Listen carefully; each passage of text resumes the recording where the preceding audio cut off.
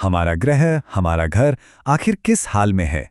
देखिए, ये सवाल अब सिर्फ पर्यावरण का नहीं है, ये हमारे, आपके, हम सब के वजूद का सवाल बन गया है। तो चलिए अगले कुछ मिनट में हम मिलकर इसकी सच्चाई को जानते हैं, एकदम तथ्यों के साथ।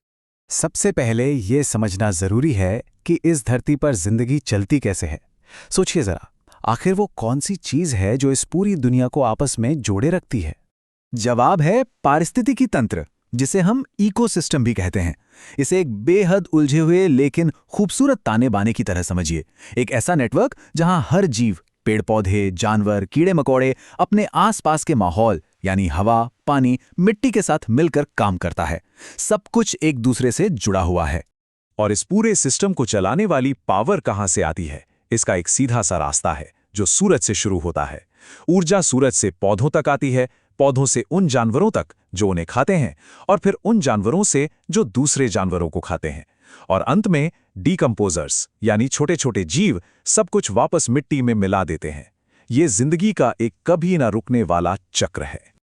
और इसी चक्र का नतीजा है जैव विविधता यानी बायोडाइवर्सिटी। ये सिर्फ अलग अलग तरह के जानवर या पेड़ पौधे नहीं हैं, नहीं, ये तो हर लेवल पर जिंदगी की वैरायटी है जो हमारे इकोसिस्टम को मजबूत बनाती है, उसे किसी भी मुश्किल से लड़ने की ताकत देती है। और जब बात बायोडाइवर्सिटी की हो तो भारत का रोल बहुत खास हो जाता है। पता है, दुनिया की सिर्फ 2.4% जमीन हमारे पास है, लेकिन दुनिया की 8% जैव विविधता का घर हमारा देश है। ये एक अनमोल खजाना है और साथ ही एक बहुत बड़ी जिम्मेदारी भी। पर यही कहानी में एक बहुत बड़ा और चिंताजनक मोड़ आता है। प्रकृति का ये नाजुक बैलेंस जिस पर हम सब टिके हैं, अब खतरे में है। ये टूट रहा है। पहला और सबसे बड़ा खतरा है क्लाइमेट चेंज। आईपीसीसी की लेटेस्ट रिपोर्ट कहती है कि दुनिया का औसत तापमान पहले ही 1.1 डिग्री सेल्सियस बढ़ चुका है।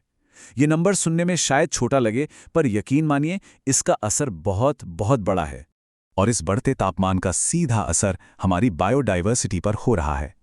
आईपीबीएस की एक डराने वाली रिपोर्ट के मुताबिक आज करीब 10 लाख प्रजातियां विलुप्त होने यानी हमेशा के लिए खत्म हो जाने की कगार पर हैं।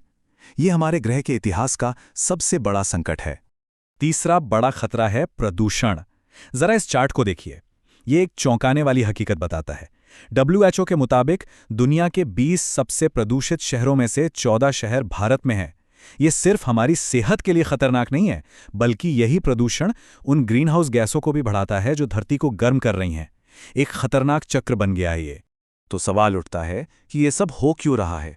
इसकी वजह क्या है? क्लाइमेट साइंस पर दुनिया की सबसे बड़ी अथॉरिटी आईपीसीसी अपनी रिपोर्ट में बिल्कुल साफ शब्दों में कहती है, ये जो क्लाइमेट चेंज हो रहा है, इसमें कोई शक नहीं कि ये इंसानी गतिविधियों का ही नतीजा है।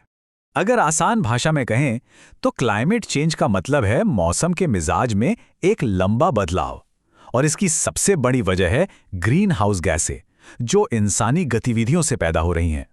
अच्छा, तो ये ग्रीन हाउस इफेक्ट काम कैसे करता है? इसे ऐसे समझिए, हमारी फैक्ट्रियों और गाड़ियों से निकलने वाली गैसें वायुमंडल में जाकर एक कंबल की तरह जमा हो जाती हैं। अब ये कंबल सूरज की गर्मी को वापस स्पेस में जाने से रोकता है। नतीजा, हमारी पूरी पृथ्वी धीरे धीरे एक ओवन की तरह गर्म हो रही है। तो क्या दुनिया हाथ पर हाथ धरे बैठी है? नहीं, बिल्कुल नहीं। दशकों से ग्लोबल लेवल पर कोशिशें हो रही हैं।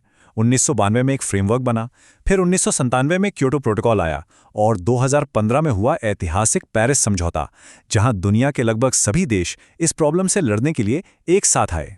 लेकिन यहां एक बहुत जरूरी सवाल उठता है, क्या ये बड़ी बड़ी मीटिंग्स और कागज पर हुए समझौते असल में जमीन पर कोई बदलाव ला पाते हैं? और इसका जवाब है हाँ, बिल्कुल लाते हैं। भारत का प्रोजेक्ट टाइगर इसका सबसे शानदार उदाहरण है। 1973 में जब ये शुरू हुआ तो हमारे टाइगर खत्म होने के कगार पर थे, लेकिन आज देखिए उनकी आबादी लगभग 2 गुनी हो गई है। ये दिखाता है कि अगर इरादा पक्का हो तो नतीजे जरूर मिलते हैं। ऐसी ही एक और प्रेरणा देने वाली कहानी है ओडिशा की चिल्का झील की। एशिया का यह सबसे बड़ा लैगून लगभग मर चुका था, लेकिन फिर सबने मिलकर काम किया और नतीजा, झील फिर से जी उठी, मछलियां लौट आईं और तो और वहां डॉल्फिन्स भी वापस आ गईं। ये सफलताएं हमें आगे का रास्ता दिखाती हैं, और इस रास्ते का नाम है सस्टेनेबल डेवलपमेंट या सतत विकास। मतलब एक ऐसा डेवलपमेंट जो आज हमारी ज़रूरतें भी पूरी करे और आने वाली पीढ़ियों के भविष्य को भी खतरे में ना डाले। तो ये आगे का रास्ता दिखता कैसा है? इसमें हमें कई कदम एक साथ उठाने होंगे। सोलर एनर्जी जैसी रिन्यूएबल एनर्जी को तेजी से अपनाना होगा। हमें सर्कुलर इकोनॉमी की तरफ बढ़ना होगा, मतलब बनाओ, इस्तेमाल करो, फेंको वाली आदत छोड़कर चीज़ों को रिसाइकल और रीयूज करना होगा।